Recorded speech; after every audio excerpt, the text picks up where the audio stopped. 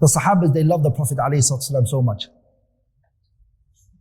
Abu Bakr was sitting next to the Prophet one day, and he looked at the Prophet and he said, قَدْ أَرَاكَ أَمْ أَرَاكَ قَدْ شِبْتَ يَا رَسُولَ اللَّهِ. He said, O Messenger of Allah, I see that you have aged. I see that you have aged. How would he know that the Prophet aged? The Sahabas counted the white hair in the Prophet's beard. They went as far as counting the hair on the Prophet's chest. And Imam al-Tirmidhi, Abu Isa al-Tirmidhi mentions it in his Shama'il, the number of hair on the Prophet ﷺ is what? They counted it 1, 2, 3. He meant everything to them. So he looked at the Prophet and he said, I can see you're becoming older in age. And the Prophet then said, شَيَّبَتْنِي هُودٌ وَأَخَوَاتُهَا. Surah Hud and its sisters. Certain surahs in the Quran that talk about Qiyamah and the Day of Judgment have caused this to me. Are we all together? It's not something that the Sahabas only witnessed, even the non-Muslims at that time witnessed it as well. Urwa ibn Mas'ud al-Thaqafi, Quraysh sent Urwa ibn Mas'ud al-Thaqafi to speak to Prophet Muhammad sallallahu alayhi wasallam and his companions to return back to Medina and not to try to do Hajj this year. To do Umrah this year. The Prophet wanted to do Umrah. Quraysh sent Urwa ibn Mas'ud al-Thaqafi. They said to him, go and stop Muhammad, talk to him to go back. Reach a contract and an agreement with him. The Urwa ibn Mas'ud was a representative on behalf of Quraysh. So he came to the Prophet ﷺ. When he came to the Prophet, he wanted to talk to him ﷺ. And the Prophet ﷺ is sitting there with his companions. Urwa ibn Mas'ud, it's from the traditions and the culture of the Arabs that when they talk to someone, they touch the person's beard. It's from their culture. That's how they were. They talk to you, they will touch your beard. And so they touched. Urwa ibn Mas'ud would want to touch the Prophet's beard.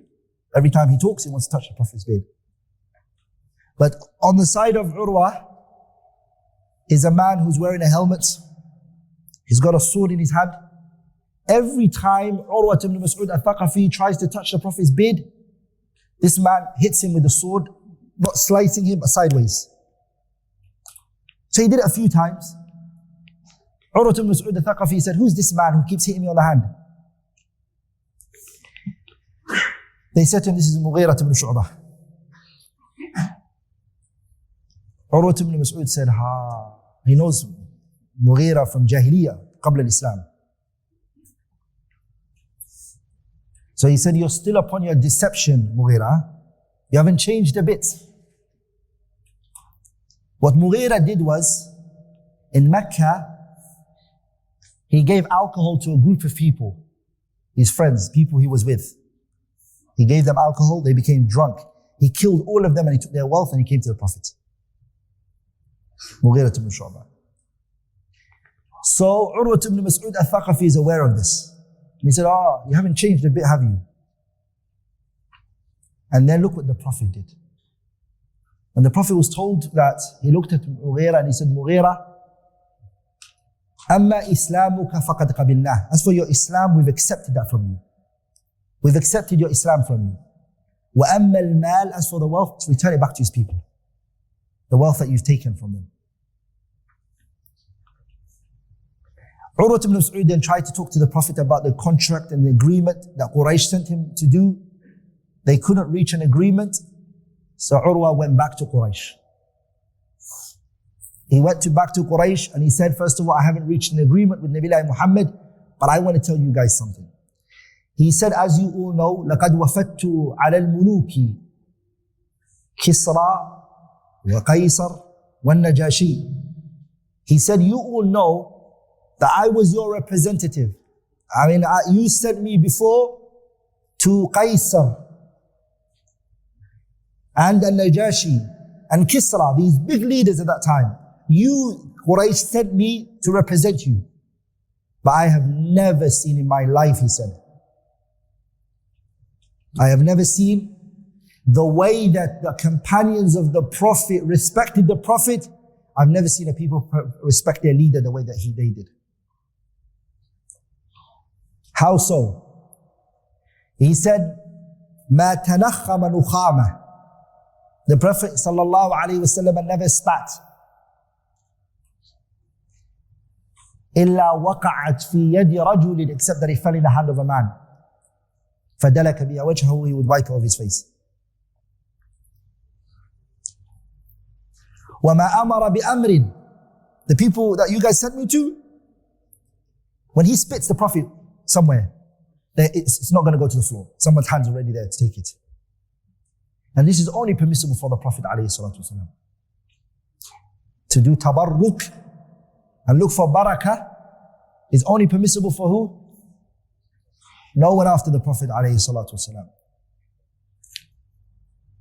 And وَمَا أَمَرَ بِأَمْرٍ. He does not command except they all run to do it. They all want to do what he tells them to do. وَمَا تَكَلَّمَ بِكَلِمَةٍ. He doesn't speak a word إِلَّا خَفَضُوا أَصْوَاتَهُمْ. They silent. Everyone's quiet. No one's talking. They're listening to him. And they don't all look at him. They look down when they're talking to him. Meaning, these people are not going to surrender Muhammad, and they are in extreme love. Abu Bakr radiallahu ta'ala anhu, the Prophet gave a sermon one day, a khutbah. And when the Prophet sallallahu alaihi wasallam gave a sermon, in that sermon the Prophet said, إِنَّ اللَّهَ خَيَّرَ عَبْدًا مَا بَيْنَ الدُّنْيَا وَمَا عِنْدَ اللَّهِ فَاخْتَارَ مَا عِنْدَ اللَّهِ. A slave, Allah gave him the choice between this dunya and the hereafter, and that slave chose the hereafter. فَبَكَى أَبُو بَكْرٍ. Abu Bakr cried بُكَاءً شَدِيدًا. He was crying excessively. Abi Sa'id al-Khudri was a rawi of the hadith. He said, we were shocked. The Prophet only spoke about a man who was given the choice between this dunya and the hereafter, and that man chose the hereafter. What's there to cry about? But what was it that Abu Bakr understood? Abu Bakr understood that this man that the Prophet was talking about was himself. The Prophet was trying to say to them that my life is now coming to an end. I'm not going to last long in this dunya anymore. And I'm going to go because I've been given the choice of this dunya and the what? The hereafter, and I chose the hereafter.